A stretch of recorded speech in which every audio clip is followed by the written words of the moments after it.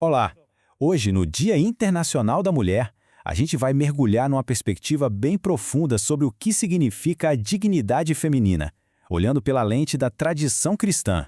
E para começar, vamos pegar uma ideia muito forte, lá do filósofo Santo Tomás de Aquino, que vai guiar toda a nossa conversa. Não se opor ao erro é aprová-lo. Puxa, essa frase já nos joga direto no ponto, né? Ela mostra que não estamos aqui para falar de uma fé passiva, silenciosa. Pelo contrário, a gente está falando de uma postura ativa, bem engajada com a verdade e a justiça. É daqui que a gente parte. O nosso roteiro de hoje está bem claro. Primeiro, a gente vai na base filosófica, lá na criação. Depois olhamos para Maria como modelo ideal. Em seguida, investigamos o legado de mulheres santas ao longo da história.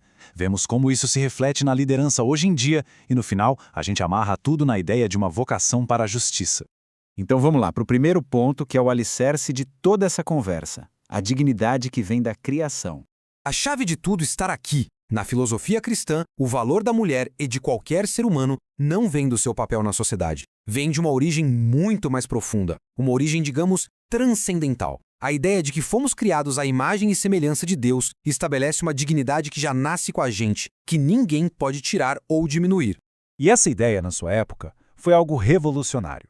A mensagem de Cristo, que São Paulo ajudou a espalhar, propõe uma espécie de nova família para a humanidade inteira. Uma comunidade que não é definida por onde a pessoa nasceu ou se é homem ou mulher, mas que se baseia no respeito e no cuidado de um com o outro. É um ideal de inclusão total.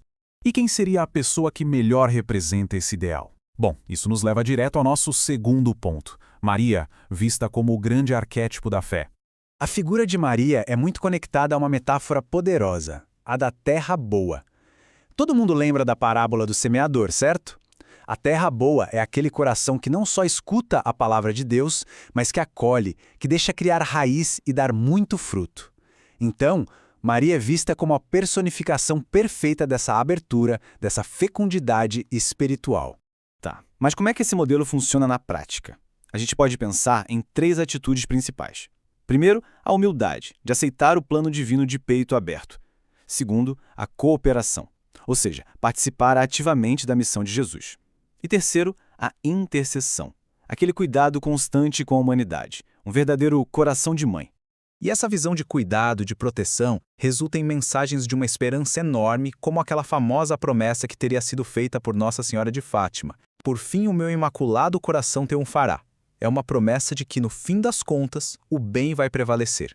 Certo? Agora vamos sair um pouco do ideal para ver como ele se manifestou na história real, através de um legado impressionante de santidade. E esse legado é uma corrente que nunca parou.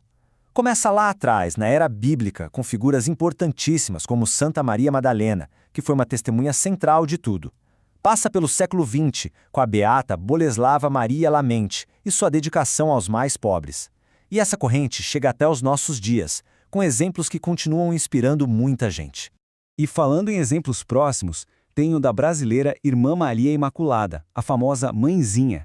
Em 2025, a Igreja reconheceu as virtudes heróicas dela. O que isso quer dizer? Basicamente, que a Igreja atestou que ela viveu as virtudes cristãs de um jeito exemplar. Isso é muito forte, porque mostra que a santidade não é algo de outro mundo, mas um caminho de amor e serviço que é possível para todo mundo. Mas e hoje em dia? Como é que esses princípios aparecem na liderança do mundo moderno? A gente vê a influência feminina em várias frentes. Desde a liderança dentro das próprias instituições religiosas, passando pela representação na política e na sociedade, até o diálogo direto com o poder público. É uma presença bem ativa e cada vez mais visível. E não é algo abstrato, tem nome e sobrenome. A gente vê exemplos como a Irmã Maria do Desterro Rocha na presidência da Conferência dos Religiosos do Brasil. No campo evangélico, temos vozes como a da política Ava Santiago e da deputada Sheila, que trazem suas perspectivas para dentro do debate público. E esse diálogo institucional não é só discurso, ele acontece de verdade. Por exemplo, no dia 14 de janeiro de 2026, o secretário-geral da CNBB recebeu oficialmente a ministra das Mulheres. É um registro bem concreto de como as pautas femininas entraram de vez na agenda. Bom, tudo isso que a gente viu nos traz ao ponto final, que amarra todas as pontas. A dignidade entendida como uma vocação para a justiça. Aqui o contraste fica muito claro. De um lado, a ideia de uma fé meio passiva, silenciosa. Do outro, uma filosofia ativa. Uma filosofia que fala do dinamismo do amor, que nos empurra para o serviço, que exige que a gente se oponha ao erro, como vimos no começo, e que tem como objetivo quebrar ciclos de violência através de uma ética superior, baseada na dignidade de todos.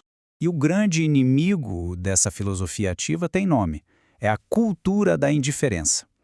É exatamente a atitude daquele homem rico da parábola que via Lázaro sofrendo na sua porta e, simplesmente, fingia que não era com ele. O chamado, então, é para uma atenção constante, um compromisso de não ignorar o outro. E para fechar, fica aqui uma questão para a gente pensar. Nessa luta por um mundo melhor, o que será que é mais difícil? Combater aquela injustiça que está na cara, que todo mundo vê, ou combater essa cultura da indiferença, que é mais sutil, que nos paralisa e que está ao nosso redor o tempo todo?